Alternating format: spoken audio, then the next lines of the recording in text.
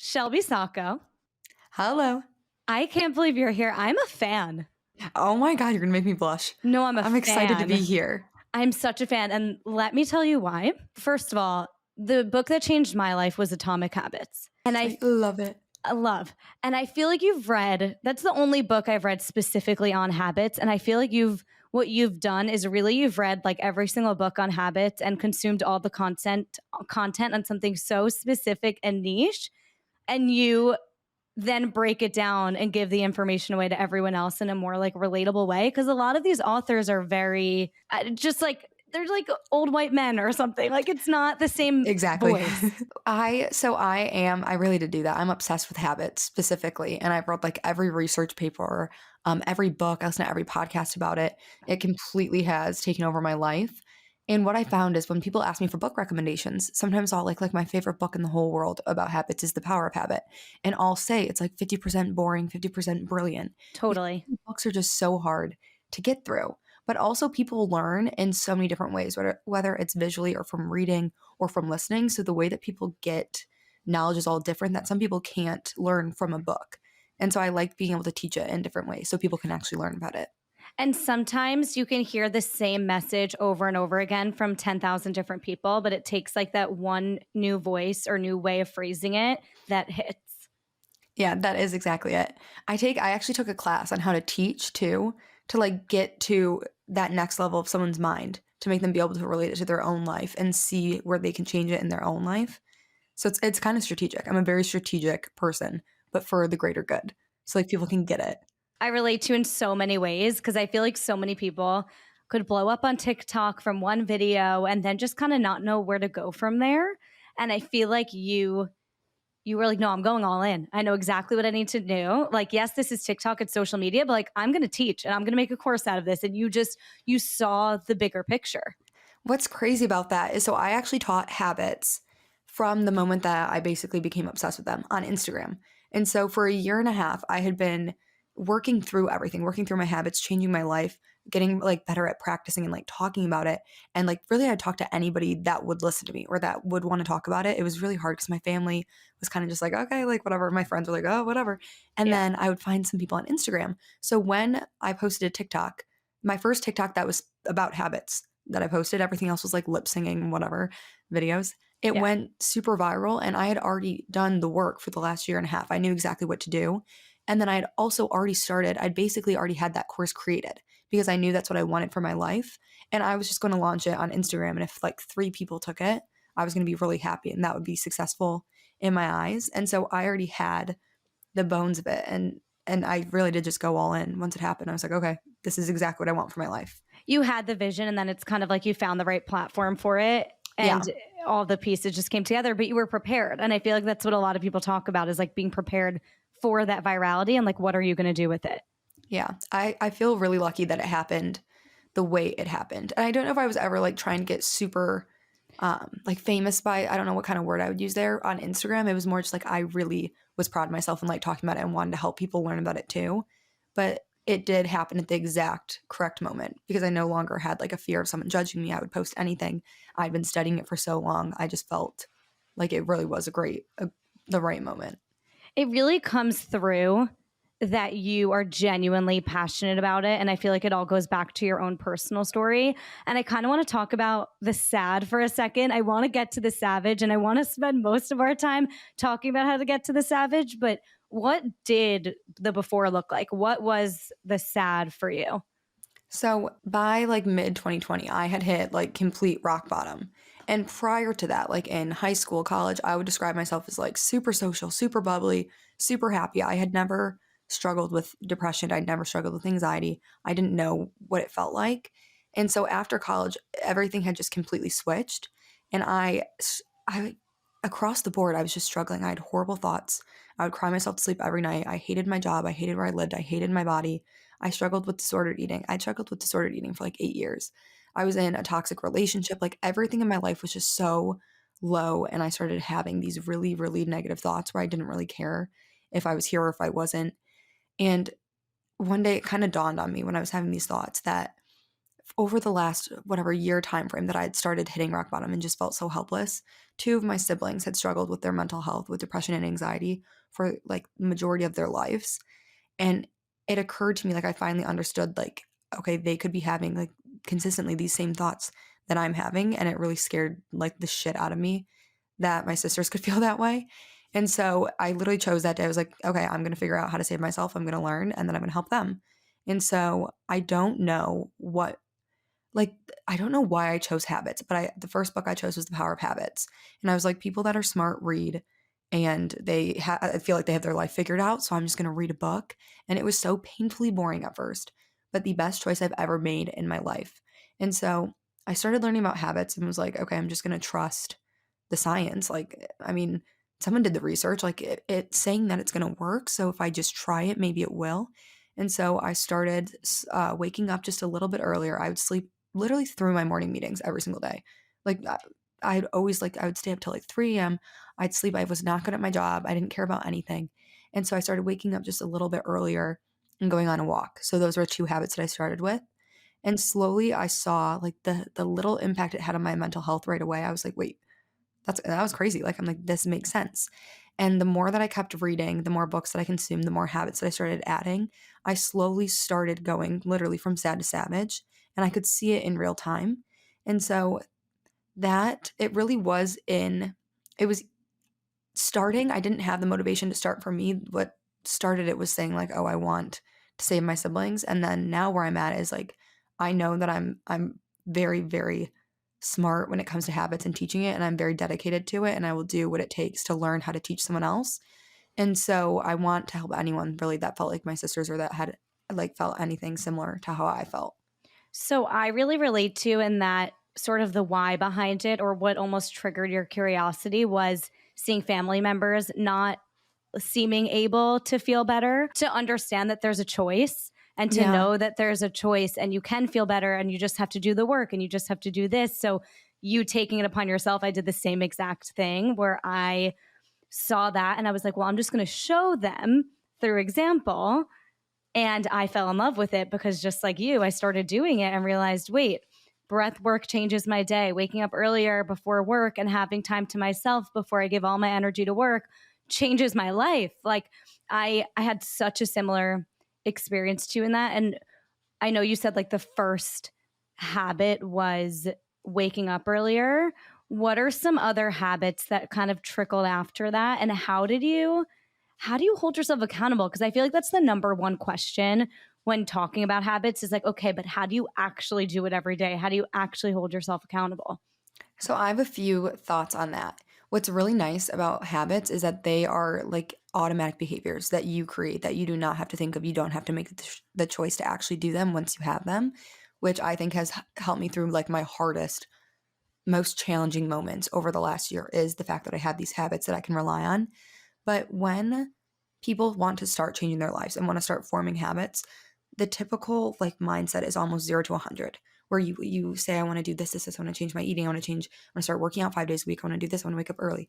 And you just pile every single thing that you want to change about your life all in 1 second, and you overwhelm yourself and you create something really unrealistic that is not sustainable. Like the biggest lifestyle change all at once. And so whenever people are forming habits, I teach a 6-week class on it, and we start slow and you implement habits slowly and make it something that's realistic, something that you can keep sustainable, and something that you can slowly build onto. Another thing that I love is, have you ever looked at the definitions of motivation versus willpower? Because so many No. people will say like, I'm not motivated, or I didn't Oh, have yes, yes, motivation. yes. So motivation, I think it's fake.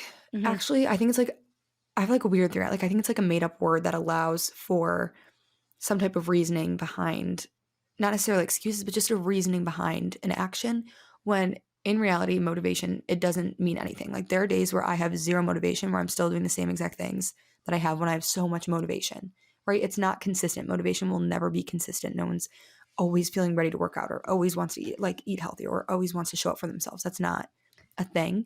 And so willpower is actually where I try to bridge the gap. So basically, every single day, you wake up with a full cup of willpower. It resets every single day. And as you go through your day, things start to deplete your willpower. So for example, like you wake up and you start your day off with a meeting and then something goes wrong and you put out a fire and then you've got to drive someone somewhere, you have to meet someone for lunch, or you have a big project, or it just keeps going, going, going. And by the end of the day, you're out of willpower. Like you can't force yourself to do something because you're drained. And I feel like a lot of people leave things for after work or at the end of the day. Like I'll go to the gym after work, or I'll make dinner after work, and you've depleted your willpower. And so it's so hard to do those tasks, not because you can't accomplish them, but because you've depleted your willpower. And so I love forming habits in the morning, because that's when you wake up and you have a full cup of willpower. Like you have the opportunity to drain it on things you want to drain it on.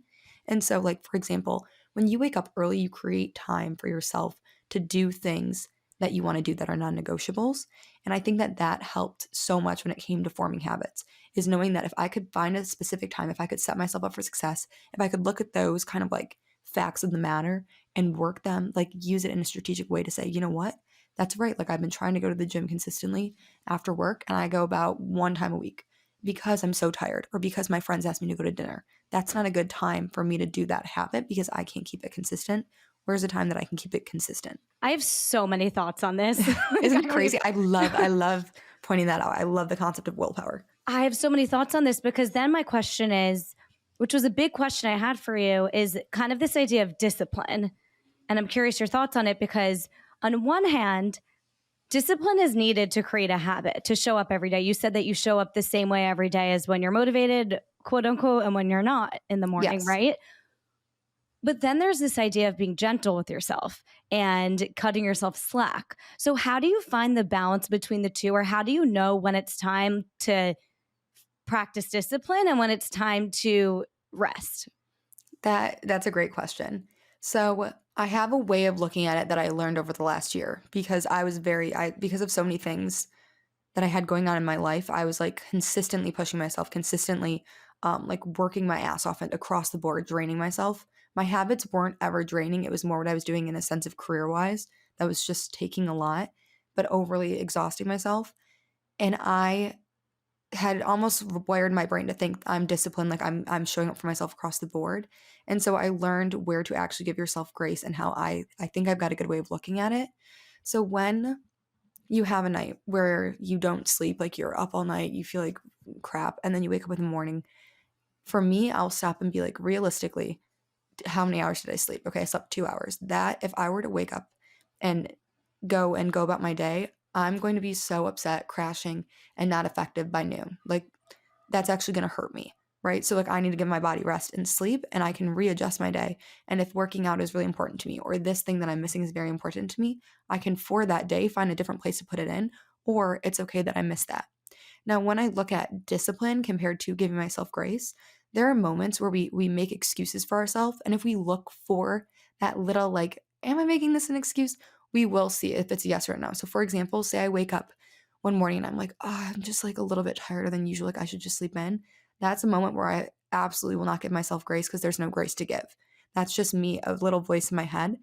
And even that choice of saying, no, I'm getting out of bed and getting up is a habit, because you'll never have a mind that's like always wired to like be like, hear my alarm, I'm up. Like there's going to be days where you're like, oh, I'm just a little tired, but it's how you respond to that thought. Because if every time I'm like, oh, I'm right, I'm a little tired, I'm going to just lay back in bed, that's going to become a bad habit that I don't want. So basically I would say really look at the thing at hand. Sometimes I'll talk out loud about it. But like if I'm sick, I'll always give myself grace. I know that I have to Right. realistically for my body. Depending on how sick I am, I have like a scale that I go by. Like if I'm sick, I'm not doing anything, absolutely nothing. If I'm like a little bit like recovering from like a cold, or like I just shouldn't be like going to a place where a lot of people are because I feel like I have a cough or something, then I can go on a walk outside if it's nice. I can stretch, I can do an at-home workout. If I'm sick in bed for like a week, I'll say, you know what? I'm still going to get up and stretch. I don't have to like work out, but I've just got to like move my body just a little bit. But I give myself grace so that my body can heal. But for the most part, I would say it's really those bigger moments. And then I'll talk through the next time and say, am I just like being a little lenient, or do I actually need to get myself grace right now? Yeah, I basically do the same thing. It's really just looking at the facts, right? So it's like, Yeah. okay, am I tired because I slept 2 hours, or did I sleep 7.5 hours and I really could just like wake up once I actually get up and have my coffee and do all the things and I will feel better? Or is it day one of my period and I'm really tired and should be sleeping in more? So it's kind of looking at the facts. Yes, I really like that you brought that up too, because that is a huge thing. A lot of people message me and will say like, "Well, I don't feel good on my period. Like, what do I do for my workout habit?" And that's the thing where like your body's talking to you, and if you like if you don't feel good, if it's too much, you do not need to push yourself. And I do that with myself too, where I'll be like, my first 2 days of my period, I feel like I'm dying, and I'm like, okay, Yeah, absolutely not. Like I'll like start if I don't realize that I am on it yet. I'll be like about to pass out of the gym, and I'm like, I gotta go home. Like I'm like, oh my god. So like I know those 2 days are like an out for the count, but then the 3rd day I'm like, okay, I feel really great. Like I can go do something. same. It's looking at the facts. I like how you put it that way. Thank you. I feel validated by the habit queen. So then what are your nighttime habits? Because we're waking up, because I wake up at 6, but I think you wake up at 5. I get up at 5:20. I don't know why I love 5:20.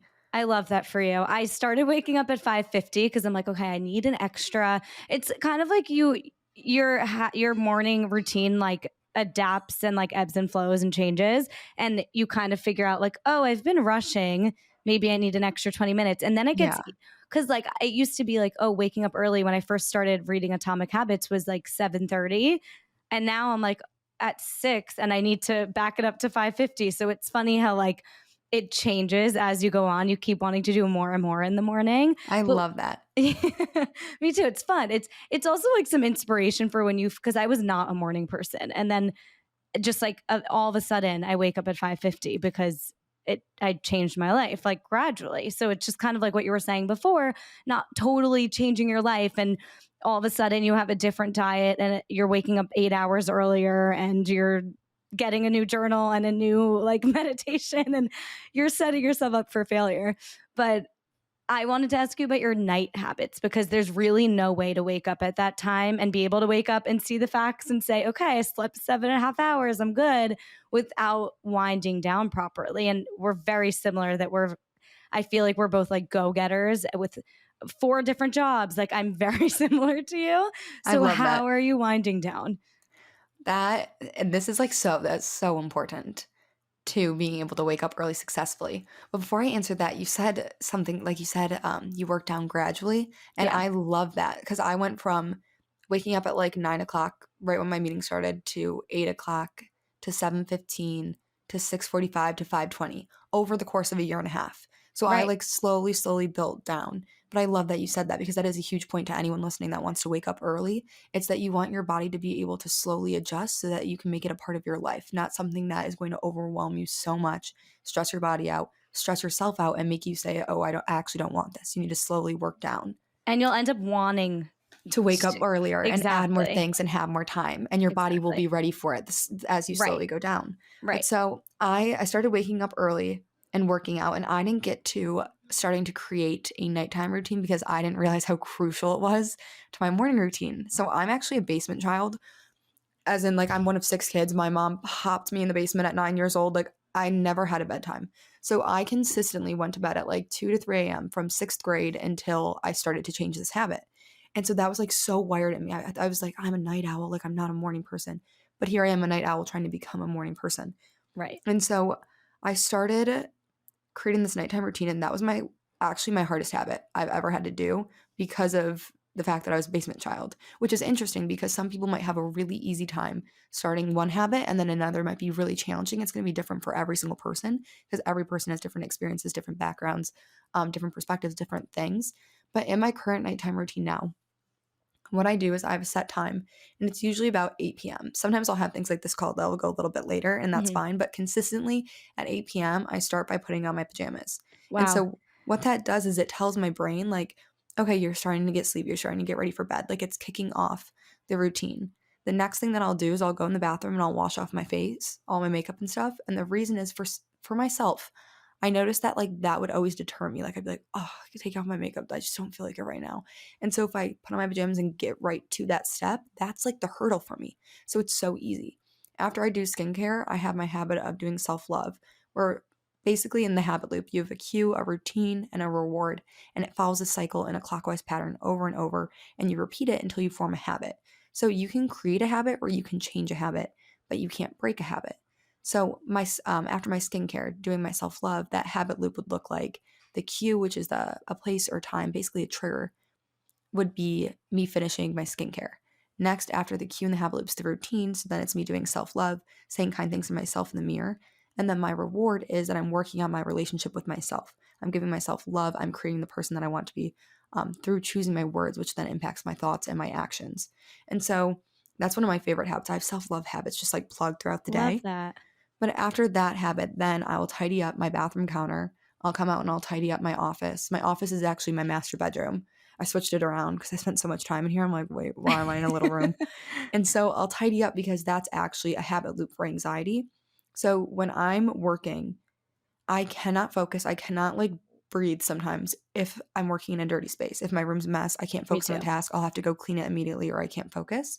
And so in my nighttime routine, tidying up my bathroom and my office, and if my room really doesn't get dirty, but I'll tidy that up too if it does, that prevents any anxiety the next day from those things. I'm removing the habit loop for anxiety, which would look like cue, look up from my work desk and see a mess. Routine, go clean up the mess, spend an hour procrastinating work, and then reward, I cured my anxiety, but I've actually caused myself more stress down the road because I just procrastinated work for an hour.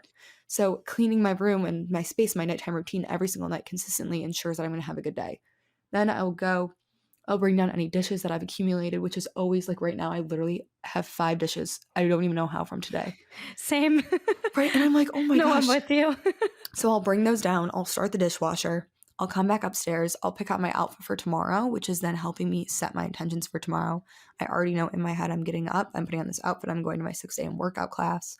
And then after that, I'll basically check my phone, make sure my sisters didn't text me. And then I'll put it away. I'll read 10 pages from my book. I always have a book next to my nightstand, which helps my eyes kind of adjust and get ready for bed. Then I'll visualize walk through exactly what I'm doing the next day. So it feels like I've already done it. And then I'll check my phone one last time. 2 of my sisters are at college and I get kind of I want to make sure they always text me though. You're Like so I always want to make sure protective. I leave my phone on loud. And my sisters will actually call me sometimes. Usually it's more on the weekends. And like my one will randomly be crying because she's drunk over she'll be like, I just fell on the sidewalk. And I'll be like, okay, oh my God, I'm sleeping, whatever. But I'll always answer. But so I'll check my phone one last time to make sure my siblings didn't text me. And then that is usually how I'll end my nighttime routine. And I love my nighttime routine. Me too. I feel like you would love something that I do. I got like a $2 red light bulb on Amazon, and Oh my gosh. it's literally life-changing. This lamp behind me at night, once it's like time dinner, once I finish dinner and I clean the dishes, the red light goes on and my entire room is like a new space because I work here too. So it just like changes the vibe of the space. And I know it's great for your circadian rhythm too to be exposed to red light. So it's a great like $2 hack to entirely change your space. And again, like signal to your body that it's time to wind down. I love that. That's your cue. I love that so Exactly. much. I love that you're so like, I'm not as good at like the cue, the reward, all the things, which I actually I want to do like a little exercise. Give us a habit that most people who come to you usually want to start, whether it's like start exercising, wake up earlier, whatever you want to pick. Can you walk through like the steps of what you would tell someone where to start? Yes. So if you want to start with working out, because I think either waking up or if you want to do waking up early, typically the number one thing is waking up early. And then I think it's closely followed by working out. So you can pick which one you want to do. Well, I feel like you want to wake up early to work out. So can we do both? Is that Yeah. crazy? No, we can do both. So for waking up early, so everything in life, if you look, the more you learn how to identify what a habit is, the more you will just see them literally fucking everywhere. Yeah. Like drinking your coffee every single day is a habit. Brushing your teeth is a habit. How you even what the set thing you do the moment that you wake up or right before you go to sleep, everything's a habit.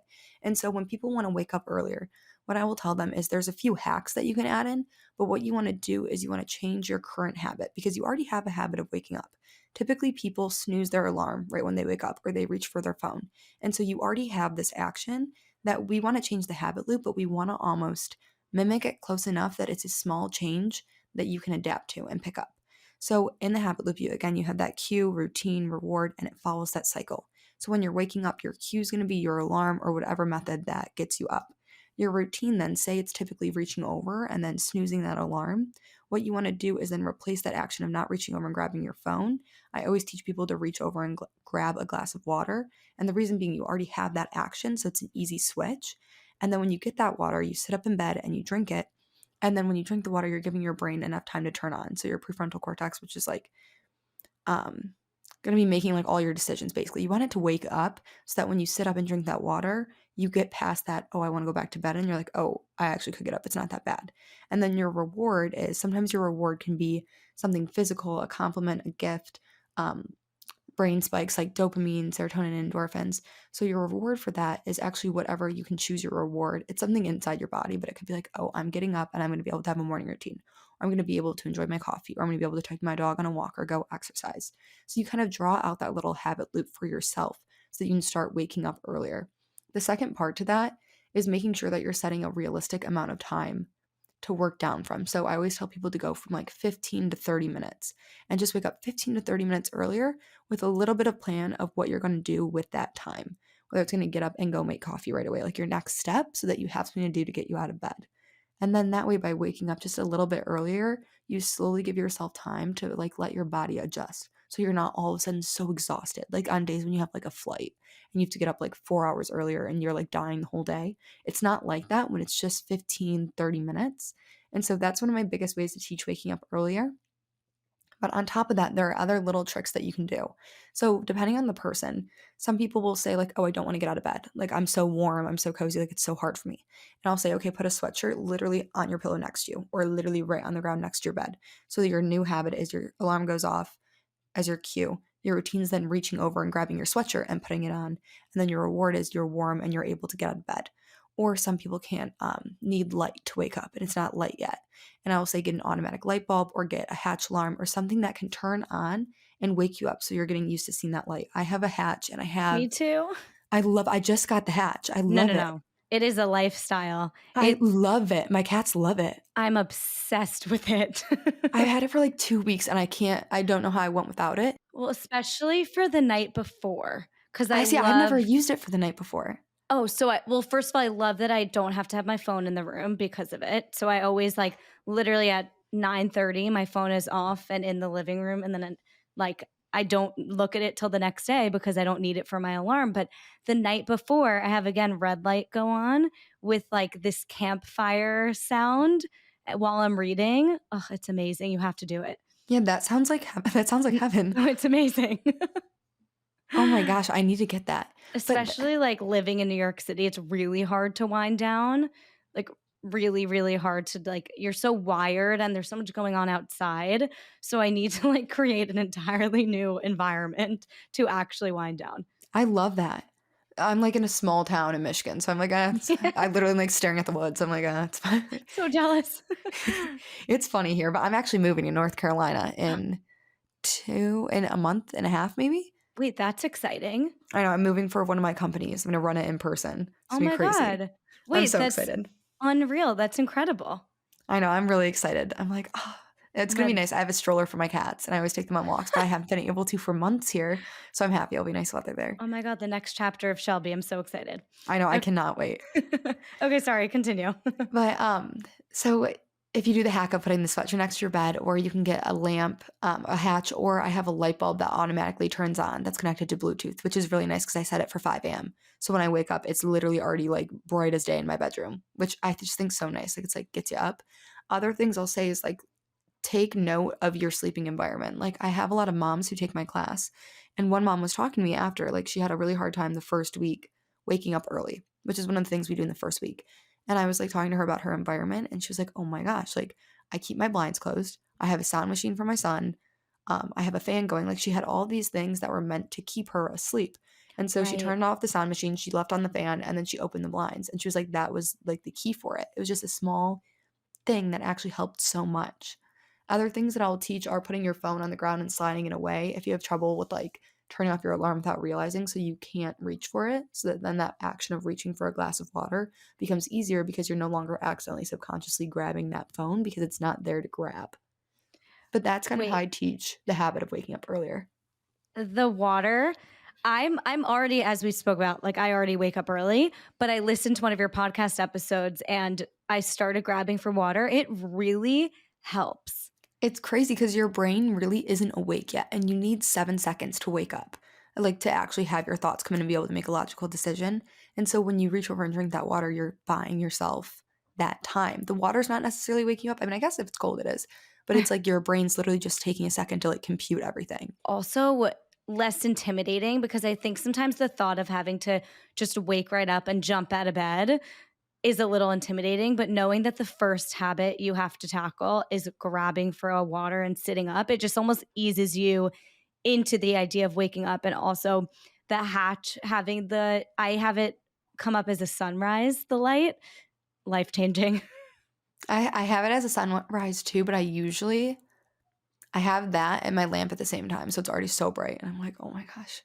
Honestly, it's necessary. I live in a tiny bedroom in New York City and the windows are facing other buildings. So there's Oh my no gosh. light at all. So I do exactly what you just said. I'm like turning off the sound machine. I'm like, the lights are going on. I'm reaching for my water. It's these little things that once you've tackled them and once it's part of your routine, like it is for you and I, it feels almost so small, but you do such a good job of recognizing like these small little things that when people have no idea where to start can truly completely change their routine. That wording was so perfect. So when I started teaching online on TikTok, the reason I started teaching on TikTok is because I went on to look up something about habits. Like I had a thought, I was walking on a treadmill and I like had a thought, I'm like, oh, maybe TikTok will have something about it.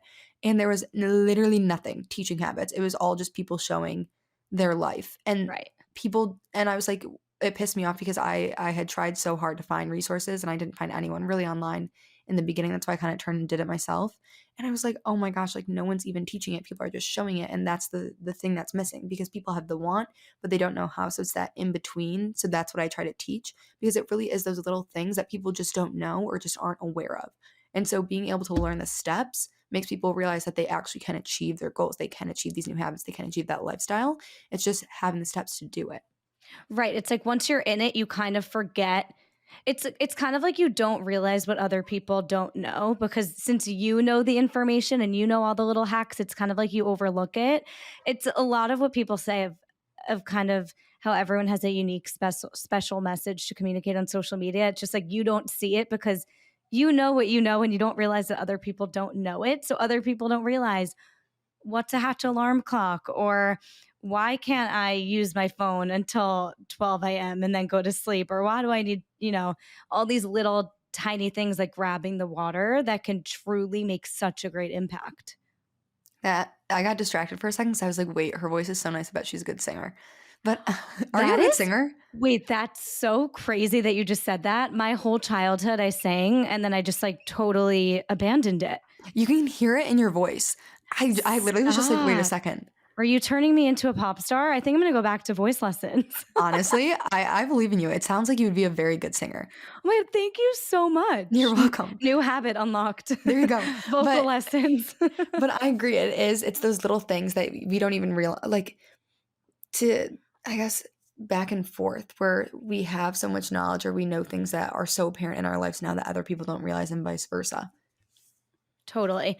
And I do feel like the working out piece, like I feel like you can adjust to waking up earlier, but working out feels almost harder because when you are starting from absolute scratch, it's even more intimidating than just waking up in your own home. It's showing up to do something that you're not used to or you're not good at yet, or you don't know how to do it yet. You don't know the right form. So I would love to get into the nitty gritty of like where someone would start. We could go through like the cue and the reward, but also just like any advice you have for someone who wants to start a new habit, but might just be a little too intimidated.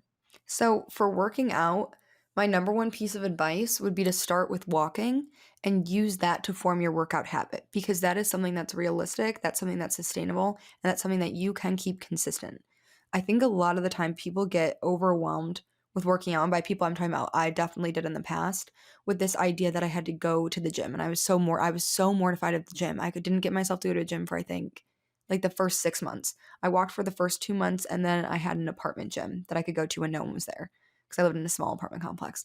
But so I started with walking, and that was the best choice I ever made because I didn't have to fight the anxiety of going to the gym when I wasn't ready yet, which is completely fine because sometimes it takes a second to like ease into it. You don't want to overwhelm yourself.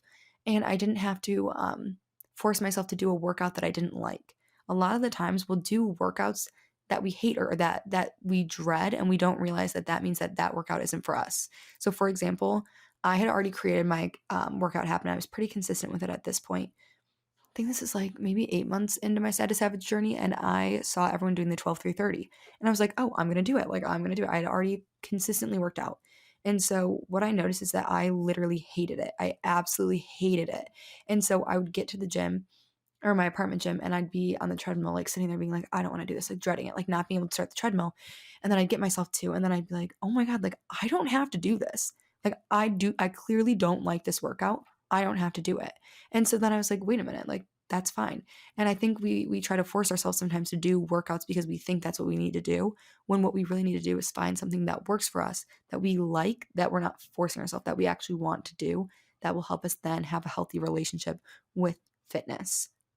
Fitness You is are like, you're speaking my language. That is literally what I do is try out different classes and different wellness stuff so that people can see how much variety there is out there. And if you don't like one thing, there's not only another thing to try, but there's like thousands of different yes, workouts to try. And if you hate one thing, that's fine. I also I relate to the 12-3-30 of it all because I do like 12-3-10. I do it for 10 minutes.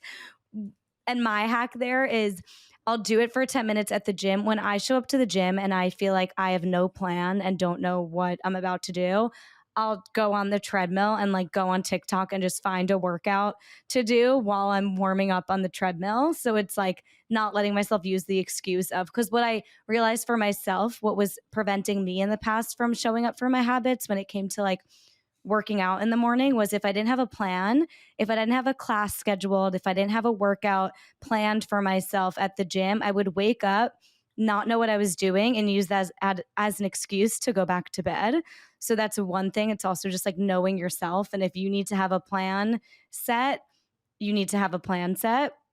But so that's my little hack for when I don't, I can't use it as an excuse anymore because now I have, I guess, is that the cue? Like go, that would be, you'd be habit stacking there. And that is actually a habit in its own. The way that I would look at that though is like you are doing something that you have to do and pairing up something that you get to do. Like yes. that is a great little habit stack, but that is a habit too for times that you don't have something to do at the gym. I love Oh, that. I love a habit stack. I live for a habit stack. Like I always have Love Island while I'm doing my laundry or cooking. Like there's always reality TV on while I'm doing a chore because I used to be so messy and I learned that in Atomic Habits and it changed my life. I love habit stacking. I love that you said watching something with laundry. I put on an audiobook. Like I usually only really read um, more like self-improvement style books, but I'll listen to a story only when I do laundry. So I look forward to doing laundry. Like I'm like, ooh, I cannot wait. Like I've been wondering what's going on. I do the same thing with the grocery store because I used to hate the grocery store. I have one specific podcast that I'll listen to at the grocery store, and it makes me feel like happy to go there because I want to listen to that. It's so fun. But habit stacking, for everyone listening, it's when you take something that you get to do and pair it with something that you have to do. So for example, we have to do laundry. So pairing it with something that makes it a little bit more enjoyable. Every day in my routine, like I'll go on the treadmill and I'll go through emails, or I'll go on the treadmill and I'll go through TikTok. Or when I'm cooking, I'll listen to a podcast. Or when I'm walking, I'll listen to a podcast. When I started with walking and building that habit originally with working out, me and my roommates didn't pay for cable TV. So the gym had it, and I would record Law and Order. And so on the treadmill, I'd habit stack that, and I'd watch an hour of Law and Order, and it was like I loved it. I always looked forward to it, and so that helped me have a consistent habit with working out because I got to do that. Like I got to do something I really enjoyed while doing something for myself. So You, think about your own life for anyone listening, and ask where you can habit stack right now, or where you can habit stack tomorrow, or maybe you're habit stacking right now while listening to this. But come up with like a new way that you want to try habit stacking. totally. Because the way I used to hate laundry, and now I opt to do that chore because it's Right? exciting for me because I get like the TV all to myself and to watch reality TV, and my boyfriend can't say anything about it because I'm doing his laundry. I love that. Oh my God, I love that. Okay, I feel like I could really truly talk to you forever, but let's get into the ending segment. Dare to answer it. So, my first question for you is always your top self care tip. My top self-care tip would definitely be some type of self-love affirmation, something that you do consistently every day, because that's not only helping your mental health, but it's helping your like idea of who you are, what your qualities are, and that's impacting your actions, your thoughts. Your entire life is pulled back into how you speak to yourself and how you think about yourself. So incorporating one way to show yourself love throughout the day. What does that look like? Like, give one Whether example. it's writing affirmations, putting a sticky note on your bathroom mirror that you read whenever you look in the mirror, putting a sticky note on your work desk, in bed before I go to bed, I will always tell myself like I love you. Like I'll just literally say I love you. In the shower, I'll always tell myself Oh, like I love you, like over and over. I had a really bad relationship with my body, and so anytime that I can tell myself I love myself in like a vulnerable state, whether it's looking in the mirror, being naked in the shower, I like to have that as a habit, because those are the moments that I need it the most, that I need to reframe that way of thinking. So just finding one small way that works for you, or making your phone background a positive quote or positive affirmations, or having a list in your notes that are positive affirmations that you can read when you're upset or when you don't feel good or when you've said something bad about yourself, going and having that to rely on. that's an area I haven't quite unlocked yet. Like, I haven't gotten into being intentional about self love yet. So, this is, see, it's like fun. Once you start getting into habits, it's so fun to like unlock new ones that you want to try out and like unlocking the next level of personal growth. So, I love it. Self-love took me a long time too, because it felt really weird at Yeah. first. Feels corny. It does, and that's why it took me so long to get to that habit, because I was like, I don't really feel like it. Like I was like, oh, it's just cringy. And then I didn't know that's actually the number one habit I'd probably recommend, because I Interesting. didn't even know how much it affected everything. Everything comes back to the way that you think about yourself, speak about yourself, and your thoughts. And we adapt these negative habit loops in our brain, our ways of thinking, and we can actually have full control over it and change it.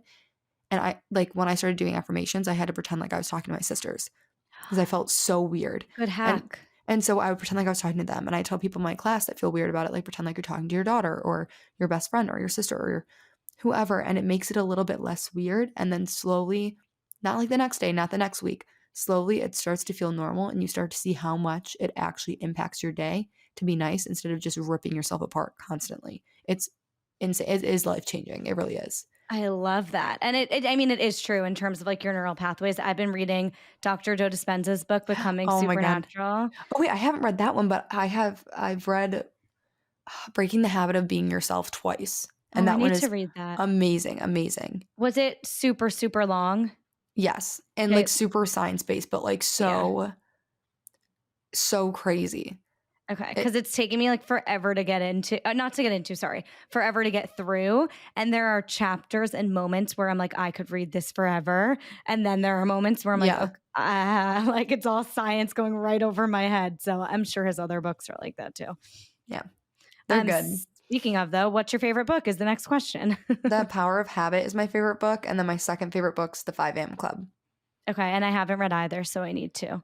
Oh my God, Um, read the 5 a.m. Club first. okay, okay, I will. You'll I like feel that like one a it's a good lot. time for me to read it because I'm 5:50 a.m. club right now. Yeah, So you're in the 5 a.m. Club. You'll love okay, it. okay, amazing. I will. I will. What's your favorite way to move? I love strength training. Me too. Love. Uh, I actually want to ask you one quick follow up on that. What is your? Are you going to like a workout class? Do you have a trainer? Are you planning your own workouts? Like, what's your strength training routine? I consistently go to a gym called Peach Lab. That's in my area. Now that's about to change because I'm moving to North Carolina. But I typically go to a class 5 days a week. And then I also walk 2 to 4 miles a day. And so it kind of sounds like a lot, but I work like 13-hour days. So I'm like sitting all day. I'll Me typically too. walk, like if I can walk during the day, I can't really lately, like I can't go outside and go on a walk in Michigan that often until summer. So it's nice to get that like 2 to 4 mile walk in the morning in my morning routine. But because I love strength training, I know that pairing it with cardio is optimal for the results that I want. So those are the two things that I'll do consistently. I'm dying to get a walking pad. Oh my God, I have one. I actually I go to a gym Because I don't really leave the house. So I'm like, I like going to a second gym to go walk, but I also have a walking pad, which is actually very, very helpful. Me too. But being at a desk job all day, I feel like I just feel like I need it. I feel like I need to invest because it's also habit stacking. It's like you're doing something enjoyable while you're working. It really is. I I had to put love mine it. away because my cats were acting insane. I have two, and they would like jump on the back and like fly off while I'm walking and like Oh basically my trip me. I'm God. like, oh, they did it for like honestly, It's- they're one for like 8 months, and I was like losing my mind because I could never go on it. okay, that sounds dangerous. They're cute though. Okay, wellness product you can't live without right now. OMG. I got a mask. What's it called? A red light therapy mask. And I'm blanking on the name of it for higher dose. Yeah, High dose. yeah. I love it. I saw Whitney Simmons posting it and I was like, she's making her bed with her little mask. And I'm like, that looks so nice. And I don't really like buy myself too many things. And for Mhm. some reason, I was like, okay, I forget what I got it as a reward for. Because I'll always do everything. I'm like, oh, well, if I do this, like that will be my reward. But Love I it. love it. It makes me feel so happy when I have it on. I actually feel beautiful when I have it on. I'm like, I look so cute in this. Oh my God, I need to get one. It's I'll so add it to nice. the list of 100 million wellness products that I want and haven't gotten yet. I'll add it to my rewards list. Okay, perfect. I love that. I have a Listen, rewards list too. the red light bulb, guys, $2. $2. Okay, I'm actually getting that right after this. 100%. And like I have one in the bathroom, and when we wash up, we're always in red light. And then in the morning, it's like daylight sunlight. That's so nice. Great hack. Okay, Shelby, where can the people find you and your course and everything if they haven't already? My social media, my Instagram and TikTok are the exact same. So it's just Shelby Sacco 5. And then in my link tree on both profiles, I have a sign up page to apply for my class, my 6-week course. I'm launching a new one super soon. I'm so excited. And I have like limited spots in it, but if you apply, I would love to have you and I'd love to teach you. And I also own a second company called Memory where we sell daily greens. And it is the only company and it's the only greens powder on the market that's actually a full serving of greens, which I think is insane. It's so crazy. That's the company I'm moving for in May. Wait a second. Right? Think about that. That's crazy. Athletic Greens isn't? Athletic Greens. So I do a little thing on my TikTok where I'll basically break down labels of other greens companies. Yeah. And so Athletic Greens is probably the best one that I've ever reviewed, but they are not a serving of greens. They're a multivitamin. They're a drinkable multivitamin, which is an amazing product if you are looking for a multivitamin. But they're not a serving of greens. Oh my God. Catch me buying yours like tomorrow. It's crazy. But Athletic Greens is still a great product, but Yeah. it's just not what it's almost advertised as. Same with like Bloom Greens is not, it's like a little bit more than half a serving of greens. And and you know how they advertise like we're like completely cure your bloating? Nothing Yeah. can completely cure your I bloating. was just that marketing pisses me off. I could do a whole nother podcast on that because I am an IBS SIBO girl. I finally, after 7 years, feel like I've healed my gut. And Well, that's amazing. it's not from anti-bloating products. Let me tell you, those make it worse. Exactly. And if you look, oh my gosh, I if know, you we could just look up the top ingredients on their label, they cause bloating. literally corn so- syrup, like the gummies that say anti-bloating. I can't. It's so frustrating. So I'm in that space and it's crazy to me because it's just such toxic marketing. But my company Memory, if you're looking for an actual serving of greens, an easy way to get greens in, I also own that company, which you can find on my pages as well. You are absolutely amazing. You are truly, and I don't think I've said this to anyone on this podcast, like maybe my biggest inspiration. Oh my God, thanks. Like truly, I'm even more impressed now. So, and I just like relate to you on so many levels. So thank you so much for coming on the podcast. We love you here. Thank you so much for having me. And I Of will be your course. number one fan when you're a singer one day. I I will literally come to every show. It's just going to be me singing and just Shelby in the audience. Dancing. I'll I'm create the excited. new That'll be jingle fun. for your podcast. I'll create a new jingle for you. Wait, I literally just from one of the books that I read, I want a jingle for Memory. I'll hire you. Let's do it. Okay, love it. Well, thank you so much. It was so nice getting to talk to you. You were so kind. You were great at interviewing. Oh, I thank love this. you. Thank you so much for having me on. Thank you. Thank you guys so much for listening to that episode. Please, please, please leave a 5-star rating on Spotify, Apple Podcasts. If you just can't get enough of this podcast, go subscribe over on YouTube. You can see the full-length video episodes and shorter clips as well. You can find TikTok clips over at jenlauren with 2 N's. You can find Instagram Reels if that's your jam over on Instagram at jen_lauren with 2 N's, and even Dare to Self Care Pod on Instagram. So you never have to go a day without Dare to Self Care.